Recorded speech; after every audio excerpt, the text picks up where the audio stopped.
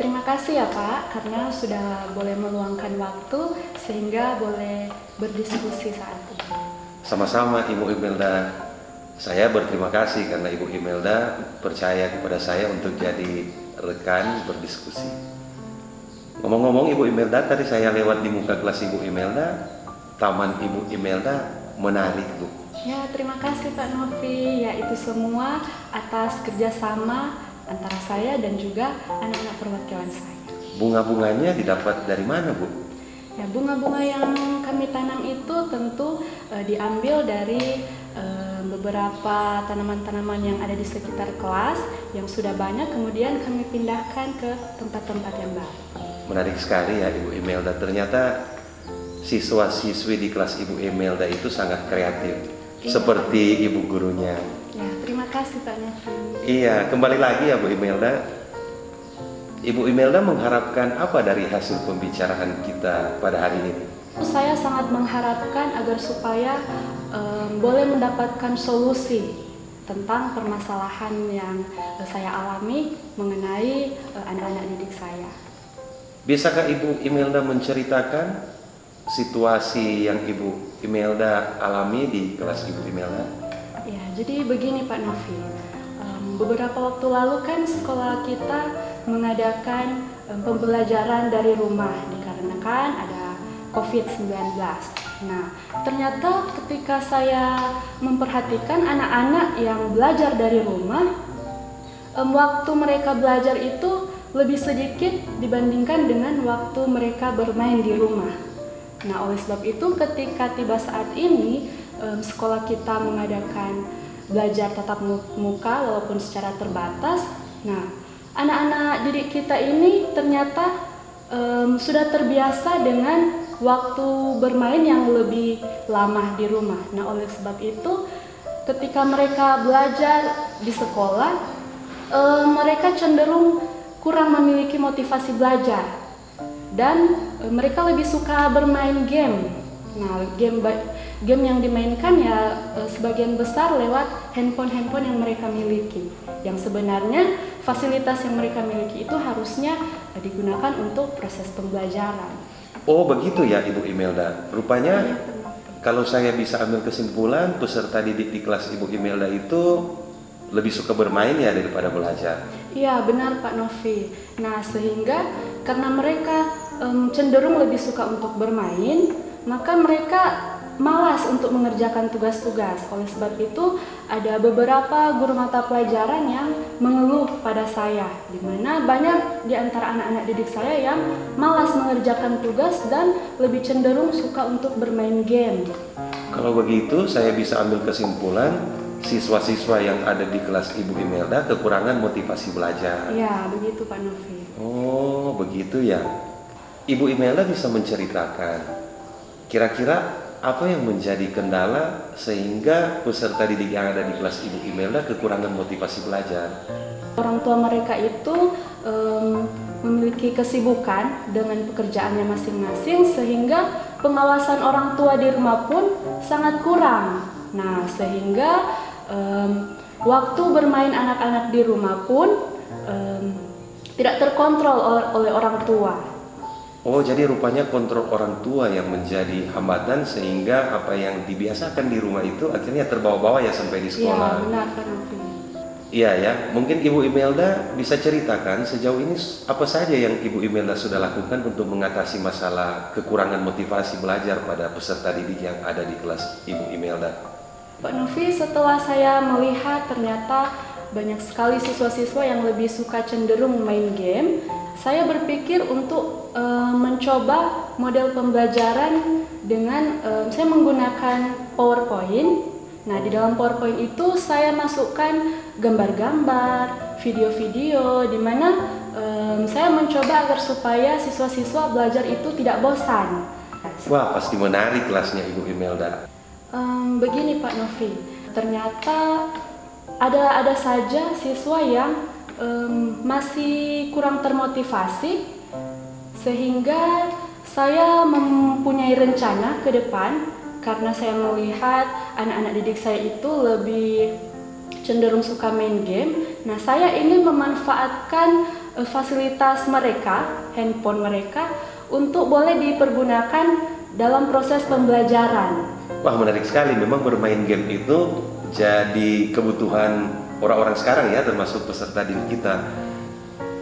Nah, kalau begitu, menurut Ibu Imelda, apa yang Ibu Imelda rencanakan yang akan dilakukan oleh Ibu Imelda dalam beberapa hari ke depan?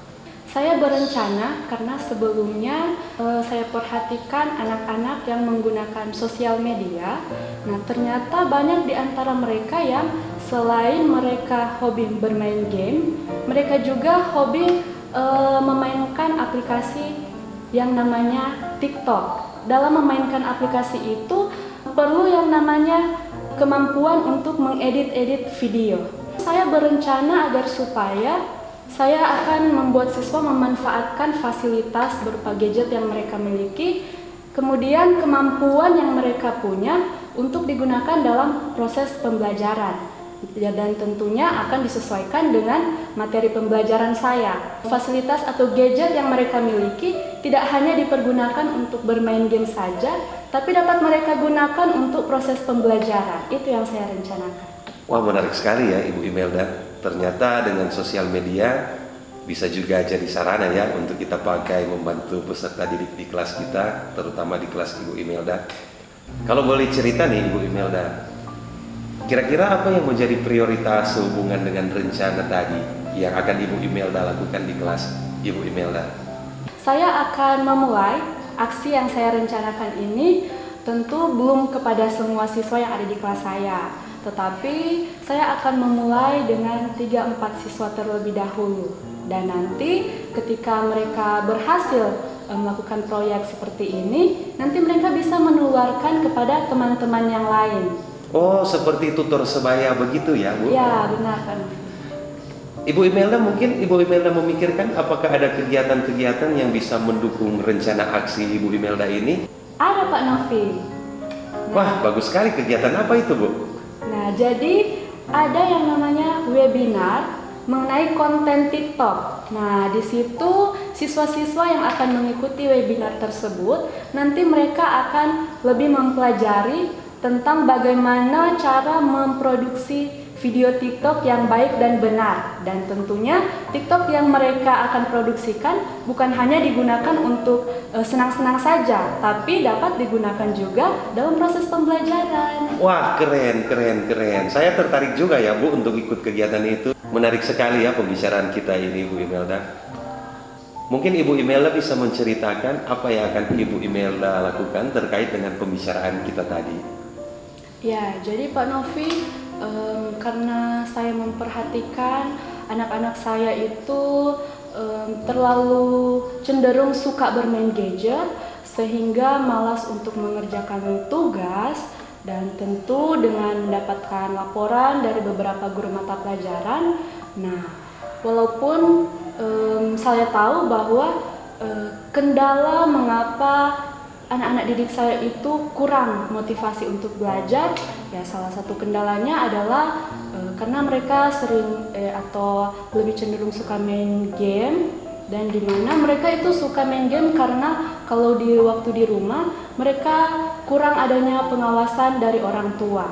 Nah, saya bisa pahami hal itu, tapi saya sangat meyakini bahwa anak-anak didik saya itu memiliki potensi yang baik tentunya dalam pembelajaran. Nah, oleh karena itu dengan melihat fasilitas yang mereka miliki, dengan kemampuan yang mereka punya, tentunya saya berencana untuk melakukan proses pembelajaran dengan cara yang berbeda. Nah, jadi kalau misalnya waktu sebelumnya tugas-tugas yang diberikan mungkin ada yang secara tertulis.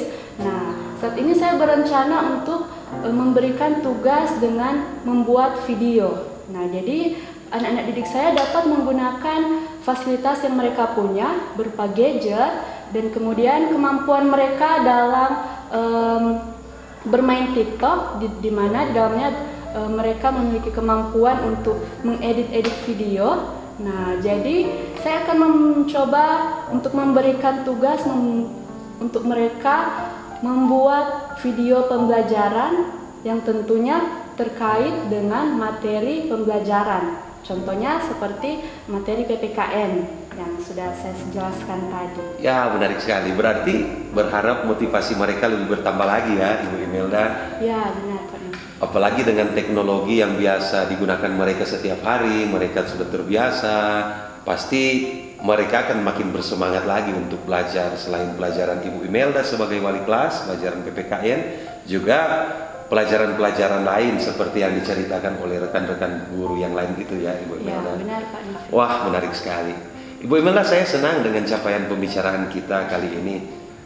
Selanjutnya, Bu Imelda, bisakah Ibu Imelda ceritakan kepada saya soal komitmen Ibu Imelda tentang rencana aksi yang sudah Ibu tetapkan tadi?